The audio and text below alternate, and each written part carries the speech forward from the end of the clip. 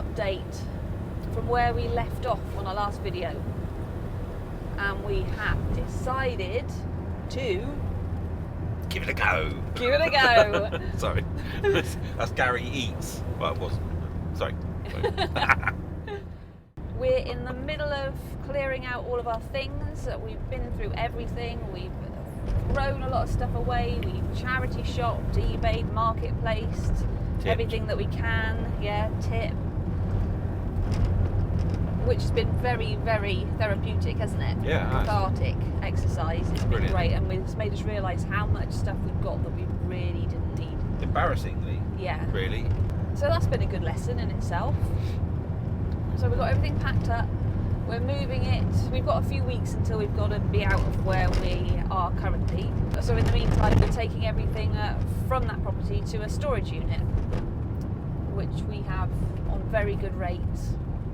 And it's perfect. It's enabled us to do this sensibly and realistically, knowing that if we hate it, we can just slip back in and put all our stuff back in another house or flat or boat or whatever we decide to do next.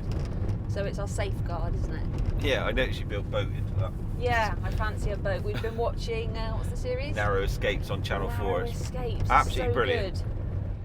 Yeah, we've probably shared about a third of our stuff. Did you always say that? I can't remember. One way and another, about a third. And we've kept obviously 2/3. And we've got to this stage where we've got all of our clothes and belongings all stored, or most of it. And we're both already feeling like we could go back to the unit. Once we're done, we'll probably go back to the unit, and I reckon I could get rid of another third, if not another half. Don't you? Yeah, I can't see that we'll be going back to the unit very often to get more stuff. And if that happens, if we end up just not going back for anything, then we'll get rid of that and get rid of the storage unit. Yeah. Free ourselves up even more. Yeah. And we're enjoying the feeling, aren't we, of doing that. Yesterday was a big day. We went Yeah. to, it was Tom's birthday yesterday, and we went to a Nissan dealership, sold my car. Not for my birthday, it just happened to be on my birthday. Sorry. But we went to the town that Tom's son lives in to see him and his partner, which is brilliant. And coincidentally, the Nissan dealership there where I get my car serviced was there, so I'd already agreed to go and see them, and they gave me really good money for my car. How do you feel, Willie? Sad. Aww. Sad but happy as well. It's, I wasn't using it, and I certainly won't be using it soon. So, but yeah, sad. It's weirdly, after lots of lovely sports cars and vans and stuff, I can highly recommend a Qashqai. What do I have? Techno Plus. It's just lovely. So that was all part of the plan as well, wasn't Yeah. it? To sell the car. That was really hard to get rid of that, because that was a car that we loved, didn't we? It's a good car, yeah. It was a really good car, so that was hard. We've got a date agreed when we'll move out, but I think we'll be gone before that date. But we've got nothing at all to lose. No, So nothing. the only possible thing we've got to lose is the inconvenience of having to buy another car, maybe. Although I've got this That'd be van. fun. This We enjoy van's buying fine. new cars. Yeah, we do. We enjoy. We obviously, looking at all our stuff, enjoy buying anything. We do.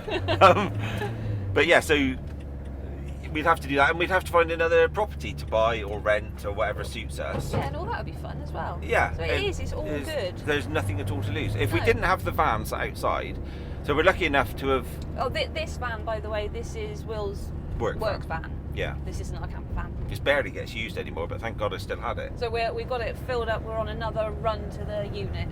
Another van load of stuff to drop off. So yeah, sorry, you were saying? What was I saying?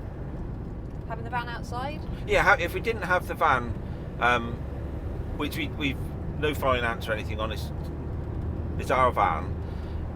And when we were talking about, what should we do? Shall we look for somewhere else? Should we get somewhere with different facilities, whatever? Move into a different area. And suddenly we realised we've got the van just sat out there, owing us nothing at all.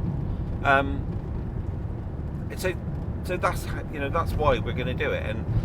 And it's a really lovely van. We're not stupid. We know that it's really small. It's only a 6-metre van, so it's going to definitely be a challenge. But we have the option of, like Tom said, maybe looking at narrow boats in the future. Why not?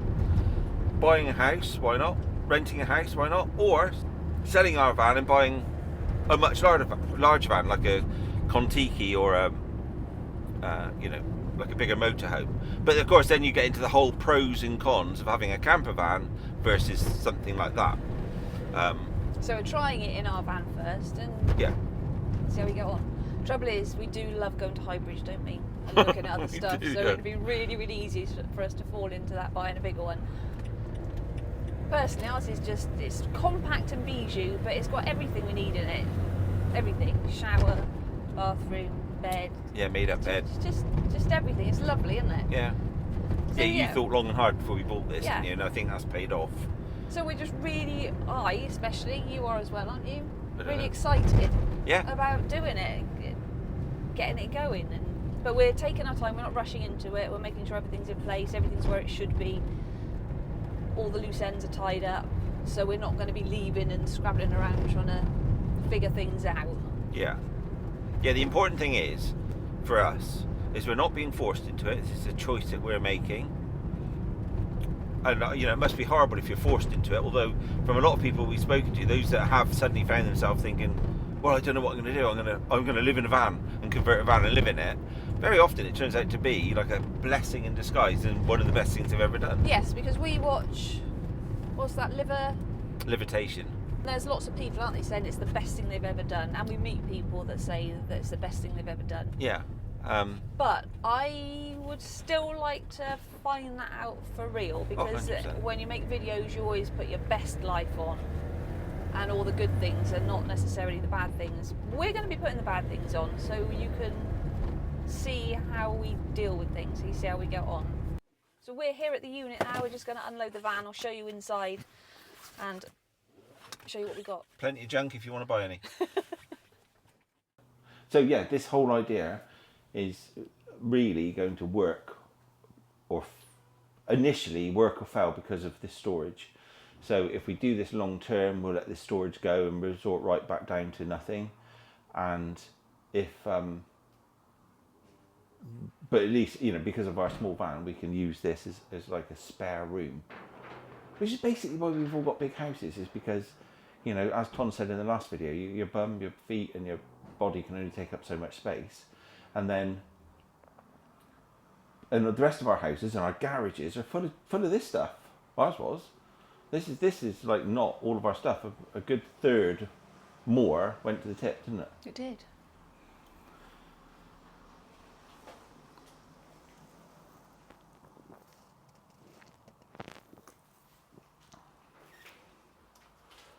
So yeah, real eye-opener.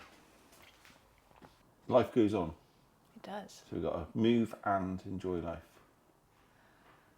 It's birthday Boxing Day today. So it is birthday Boxing Day. We've got to go and buy Tonya an ice cream. Oh, let's go. That's our packing done for the day. We've unloaded the van, it's all in the unit. We've got to tidy that up in the next few days when we go over with a few more loads. Any comments? Any top tips you have? Yeah, genuinely, any advice. We've been asking people, our friends and family, if they've got any thoughts about what we're doing, and all of them have come up with like concerns. Yeah, so this is not advice to say don't do it. No, we're doing it. Because we're doing it. So any advice that, anything we might not have thought of that we need to top address. tips. Yeah, that would be really, really appreciated. Yeah, we know loads of you have already done it, are doing it, and hopefully for most of you it's a success. I'm sure for some it's not. But yeah, anything you learn along the way, we would very much appreciate your advice. Yeah, that'd be great, thank you. We're trying to keep it stress-free and straightforward as we can without lingering on it too long. So we've given ourselves a deadline, so something to work forward to, which we're well on target for. We'll keep you posted. Yeah. Right, Will has a question for you. Yeah, when you put on this little knob here and you hit it and it goes tick-tock, tick-tock, tick-tock, what do you call those? Basically, other words for indicators that you might have used as a kid. Yeah, well, we always called them winkers. I just wonder, did you? Is that one you used? I can't remember. So we'd all be sat in the back of my dad's car saying, "Dad, your winker's on," or "He's winking." Yeah. That's quite And now that I'm saying it as a grown-up, it sounds like, well, What? that's weird.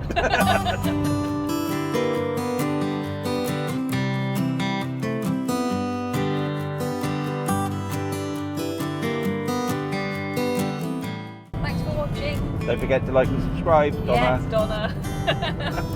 If you can't work it out, we'll let you know how. Yeah, that's my sister. She doesn't know. She might know, she might just not want She to. doesn't know.